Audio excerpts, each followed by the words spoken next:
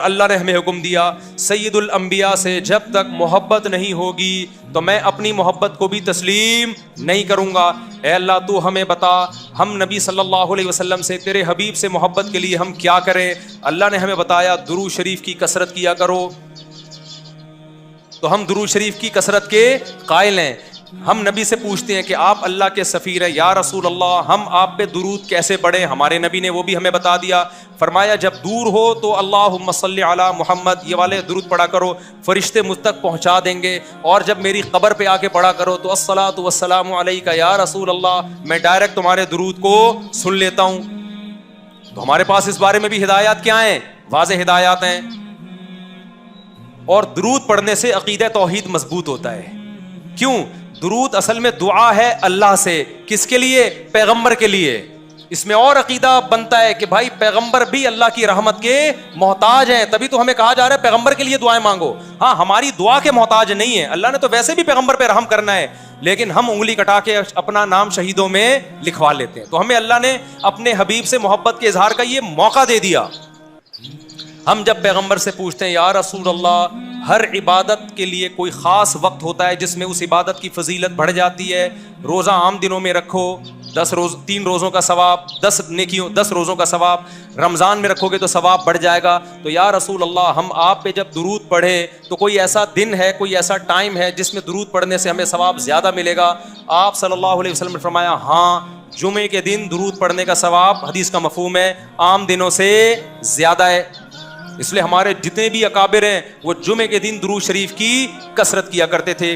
یا رسول اللہ آپ اللہ کے حبیب ہیں, اللہ نے قرآن میں حکم دیا ہے من یطع الرسول فقد اطاع اللہ, جو پیغمبر کو فالو کرے گا پیغمبر کی بات مانے گا وہ ایسے ہی ہے جیسے اللہ کی. تو آپ ہمیں بتائیے درود شریف ہم نے بلند آواز سے پڑھنا ہے یا آہستہ آواز سے؟ ہمارے نبی نے ہمیں تلقین کی کیسے؟ آہستہ آواز سے. یا رسول اللہ درود ہم نے انفرادی طور پہ پڑھنا ہے یا جتھے بنا کے پڑھنا ہے؟ آپ صلی اللہ علیہ وسلم نے فرمایا دیکھو آخر میں ایک جنتی فرقہ ہوگا, وہ ہوگا جس پر میں اور میرے صحابہ کا عمل. صحابہ نے جتھے بنا کے درود کی محفلیں نہیں لگائی ہیں. جس صحابی کو جہاں موقع ملا انہوں نے کثرت سے پیغمبر پر درود پڑھا. ہم نے اپنے اکابر کو دیکھا ہے, اپنے علماء کو دیکھا ہے, آج بھی بزرگان دین کو دیکھا ہے, کوئی مسجد کے اس کے کونے میں بیٹھ کے تسبیح ہاتھ میں لے کے درود شریف پڑھ رہا ہوگا, کوئی مسجد کے اس کونے میں بیٹھ کے. میرے شیخ اور اپنے علماء مشائخ کو میں نے دیکھا ہے جب مسجد نبی میں جاتے ہیں 2 گھنٹے 1 گھنٹے 2.5 3 گھنٹے عصر سے مغرب تک کا پورا ٹائم پیغمبر صلی اللہ علیہ وسلم کے روضہ رسول کے نبی کے روضے کے قریب سارا ٹائم درود شریف میں گزار دیتے ہیں.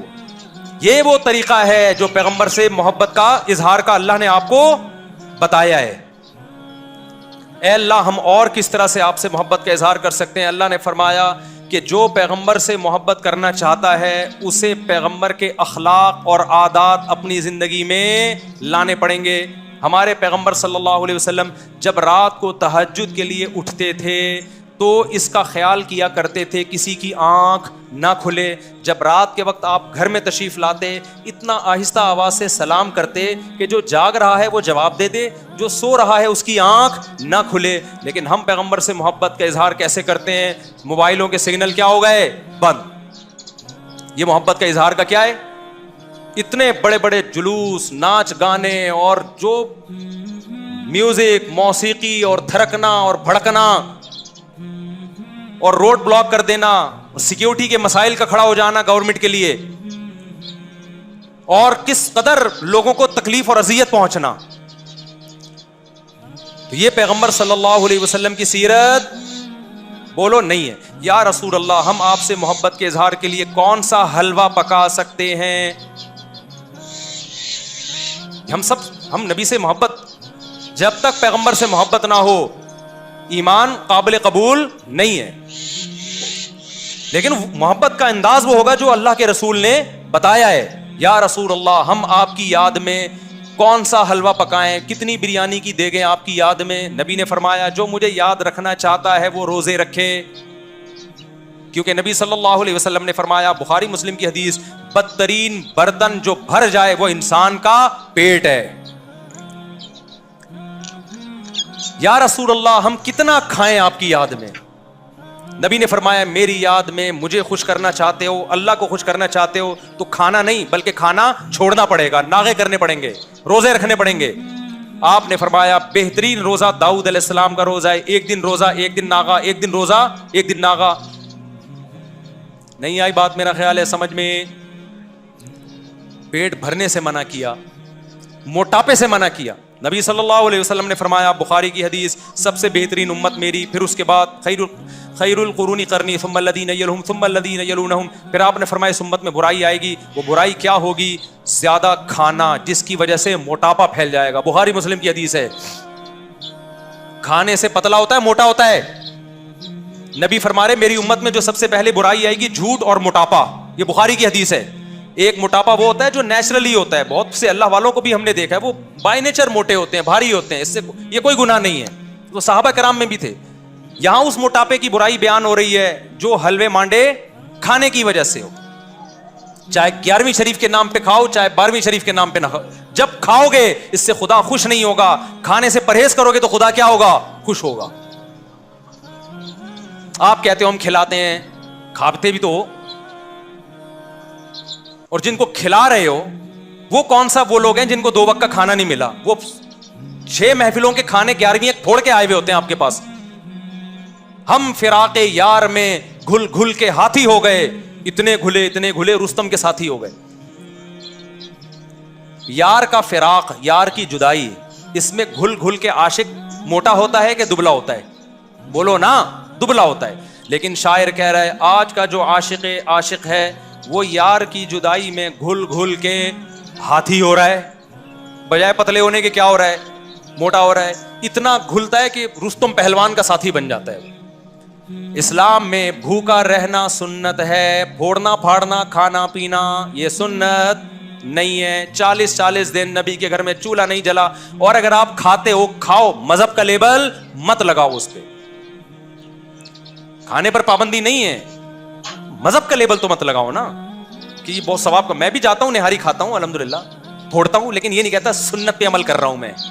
یہ نہیں کہتا میں, بھائی دل چاہ رہا تھا کھا لیا ہم نے, متزل العالیہ جو سامنے آیا کھا لیا. سنت کا لیبل نہیں. سنت جب ہے جب روزہ رکھوں گا. جس دن نہیں کھاؤں گا یار آج فاقہ کرو, پھر بتاؤں گا ولاگ بناؤں گا, دیکھو آج میں فاقے سے ہوں.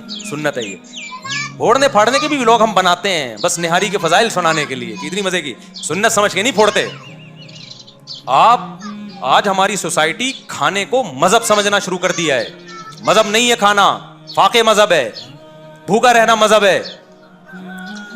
وقت بہت ہو گیا, کہنے کے لیے بھی بہت کچھ ہے, لیکن کیا کریں.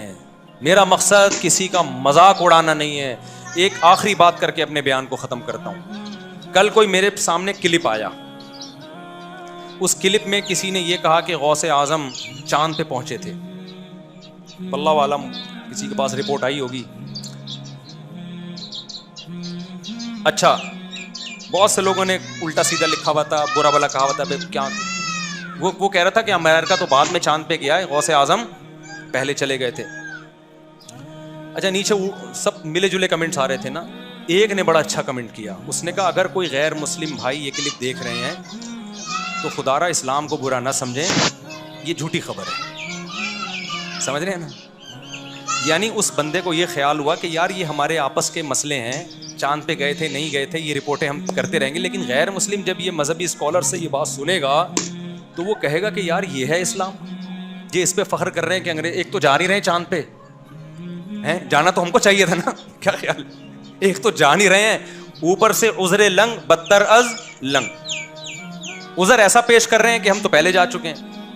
تو اس نے یہ لکھا کہ غیر مسلم کو کہا کہ کوئی غیر مسلم بھائی یہ دیکھ رہے ہو تو یہ اوریجنل اسلام نہیں ہے. یہ بڑا اچھا کمنٹس کیا, مجھے اس سے بڑا سبق ملا. میں نے کہا یار ہم ربیع الاول میں محرم میں جو کچھ بھی کریں یار, آپ دل کھول کے حلوے بھی کھائیں, مانڈے بھی, اور ناچیں بھی, اور گائیں بھی, اور جو بھی کرنا ہے کرو. غیر مسلم کو بس یہ بتا دو یہ اوریجنل اسلام نہیں ہے, تاکہ وہ بدگمان نہ ہو. جب غیر مسلم محرم میں ہمیں ماتم کرتا ہوا دیکھے گا, خون بہاتا ہوا, وہ اس اسلام کی طرف مائل ہوگا؟ بولو نا. اس میں اٹریکشن, نماز کو دیکھ کے مائل ہوتا ہے, روزے کو دیکھ کے مائل ہوتا ہے, حج کو دیکھ کے مائل ہوتا ہے. لیکن محرم میں جو ہم خون بہا رہے ہیں, اپنا ہی خون بہا رہے ہیں, اس عمل کو دیکھ کے غیر مسلم ہماری طرف مائل نہیں ہو. جو کچھ ربیع الاول میں ہم کر رہے ہیں اس عمل کو دیکھ کے غیر مسلم اسلام کی طرف مائل نہیں ہوگا. تو آپ سب کچھ کرو لیکن ہندوؤں کو سکھوں کو بتا دو کہ یہ سچی مچی کا اسلام نہیں ہے. سچی مچی والا اسلام وہ ہے جس میں رمضان کے روزے ہیں, جس میں پیر جمعرات کا روزہ ہے.